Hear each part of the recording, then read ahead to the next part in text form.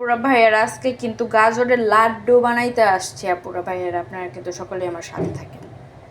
প্রথমেই কিন্তু আমি ঘি দিয়ে নিব, ঘি দিয়ে কিন্তু গাজরটাকে ভেজে নিব। যদি দেখতে পারতেছেন এটা কিন্তু একদম খাঁটি একটা ঘি, একদম সুন্দর করে ঘি দিয়ে ভেজে নিব গাজরটাকে খুব সুন্দর করে। এ পর্যায়ে কিন্তু আমরা দুধটা দিয়ে নিব, গাজরটা ভাজা হয়ে গেছে। এখন কিন্তু আমরা গরুর দুধটা দিয়ে দিব আস্তে আস্তে করে। এখানে কিন্তু আধা কেজি গরুর দুধ আছে আর এখানে 2টা গাজর আছে। আমার কাছে কিন্তু গরুর কি বলে বরফ করা দুধ ছিল, সেটাই কিন্তু আমি দিয়ে দিচ্ছি। এটা কিন্তু চুলার মধ্যে অতি শীঘ্রই গলে কিন্তু সুন্দর লিকুইড হয়ে যাবে। দুধ জাতীয় জিনিসে যত আপনি দুধ বেশি দিবেন ততই কিন্তু ভালো হবে। এখানে কিন্তু গাজরের পরিমাণ দুধ থেকে কিন্তু অনেকই কম আছে। আপুরা ভাইয়ের এখানে কিন্তু ভালো ফ্লেভার আসার জন্য আমি কিন্তু 2টা দারুচিনি আর একটু এলাচ দিয়ে দিয়েছি। 2টা এলাচ আর একটা দারুচিনি দিয়ে দিয়েছি, ভুল হয়েছে। আপনারা কিন্তু অবশ্যই এটা লাড্ডুর পর্যায়ে আসার আগেই কিন্তু দারুচিনি আর এলাচটাকে উঠায় ফেলবেন, তাহলে কিন্তু মুখে লাগলে ভালো লাগবে না। মিষ্টি জাতীয় জিনিসের টেস্ট ভালো আসার জন্য কিন্তু অবশ্যই 1 চিমটি লবণ দিয়ে দিতে হয়, তাহলে কিন্তু সেটার টেস্ট আরও দ্বিগুণ বেড়ে যায়। তো আমি 1 চিমটি লবণ দিয়ে দিই। এখনো চিনি দেইনি, তো চিনি দিয়ে দিব। যে যে রকম সুগার পছন্দ করেন সেই অনুযায়ী দিবেন। আমি কিন্তু কম সুগার পছন্দ করি, সুগার জাতীয় জিনিস আমি বানাইও কম, খাইও কম।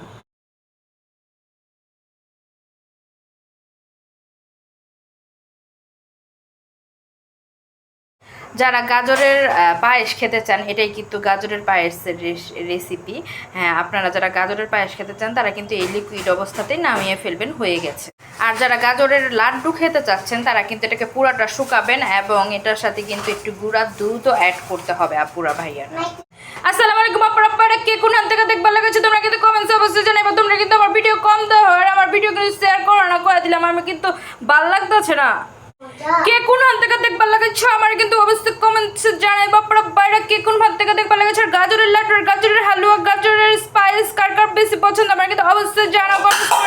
এই পর্যায়ে কিন্তু আমি গুঁড়া দুধ দিয়ে দিয়েছি। গুঁড়া দুধ দিয়ে কিন্তু খুব ভালো করে নাড়াচাড়া করবো। এটা যেহেতু গাজরের পায়েস হবে, একটু এইটা ভালো না হলে হবে না। আর দুধ জাতীয় জিনিসে কিন্তু দুধ বেশি না হলে ভালো লাগে না। ওই ঢাকাই আপারা কেমন আছেন আপনারা সবাই? আপনারা সবাই কি ঈদের মধ্যে কে কি রেসিপি বানাচ্ছেন আমি কিন্তু দেখছি। আর কিন্তু আমি কিন্তু ঈদের পরে পড়ছি একদম গাজরের রেসিপি লয়ে। গাজর দিয়া, গাজর কিন্তু সহজলভ্য, তাই সবাই কিন্তু গাজরের এই লাড্ডুটা অবশ্যই ট্রাই করবা। দাও আমি কেমনি কেমনি রেসিপি দিতেছি, আবার শর্টসগুলো অবশ্যই দেখবা আপনারা। আপুরা ভাইরা গাজরের পায়েসের কথা বলতে আমার কিন্তু গাজরের পায়েস খেতে ইচ্ছা করছে, তাই আমি কিন্তু একটু উঠায় নিয়েছি। কিন্তু আমি কিন্তু ওইটা মূলত গাজরের লাড্ডু করতেছি আপুরা ভাইরা। এই গাজরের লাড্ডুটা বানাতে এসে যার কথা না বললেই নেই, আমি যার কাছ থেকে শিখেছি সে হচ্ছে আমার খালা শাশুড়ি। তার কাছ থেকে কিন্তু আমি এই গাজরের লাড্ডুটা বানানো শিখেছি, যেটা আমি প্রেগনেন্ট অবস্থায় সে আমাকে খাওয়িয়েছিল, কিন্তু সেটা আমার এখনো মুখে লেগে আছে। তাই আমি আজকে ফার্স্ট টাইম বানানো ট্রাই করলাম। অর্ডার করার প্রসেসটা কিন্তু ঢাকার মধ্যে ঢাকা সিটির মধ্যে যারা আছেন তাদেরই কিন্তু ডেলিভারি করতে পারবো। তারা কিন্তু অবশ্যই ডেলিভারি চার্জটা অ্যাডভান্স করলে পুরো ভাই এরা তারপরে অর্ডারটা দেখেন কত কনফার্ম ক্রিমি করবেন হয়েছে। প্লিজ। এটা কিন্তু একদম শুকায় যাবে, একদম শুকায় যাবে। আমি এটা কিন্তু গোল গোল করে নিব, একদম শুকনা বানায় নিব। তো সবাই কিন্তু অবশ্যই আমার এটা রেসিপিটা শেয়ার করবেন। কিন্তু আমি একটা ট্রিক্স ফলো করেছি, সেটা হলো আমি কিন্তু 1 চামচের কম আটার গুঁড়া নিয়ে একটু পানি দিয়ে গুলে এই গ্রেভিটা যাতে একটু ক্রিমি ক্রিমি হয়, সেই জন্য কিন্তু আমি এখানে মিলিয়ে দিয়েছি। দেখেন কত মাশাআল্লাহ সুন্দর ক্রিমি ক্রিমি হয়েছে। আমি রান্না করব। গরম লাগবে না, লাগবে না।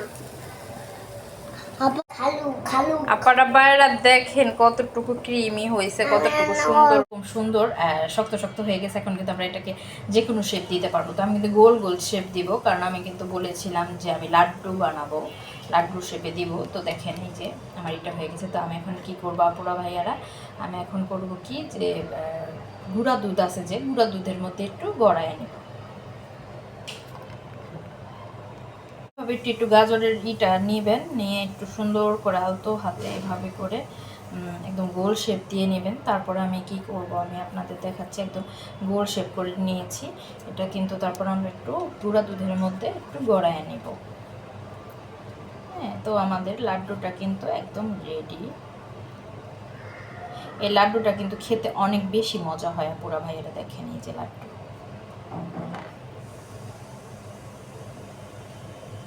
এ পর্যায়ে কিন্তু আমি আর একটা নিয়ে আমি আপনাদের দেখিয়ে দিচ্ছি যে আমরা এটা নিব। এটা কিন্তু ঠান্ডা হওয়ার জন্য রেখে দিয়েছি।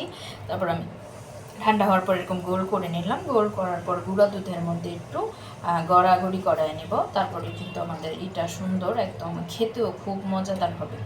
আপুরা ভাইয়ারা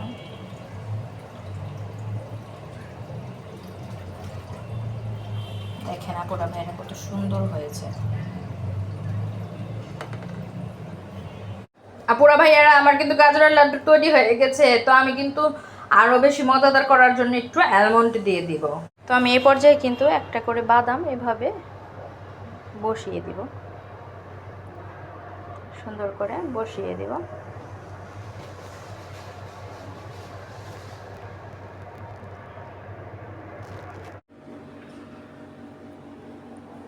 আপুরা ভাইয়ের আমার গাজরের লাড্ডুর কিন্তু এটা ফাইনাল লুক। ভাইয়ের এটা কিন্তু আমার গাজরের লাড্ডুর একদম ফাইনাল লুক। দেখেন কেমন হয়েছে। সবাই কিন্তু অবশ্যই লাইক করবেন, কমেন্টস করবেন, শেয়ার করবেন। Thank you.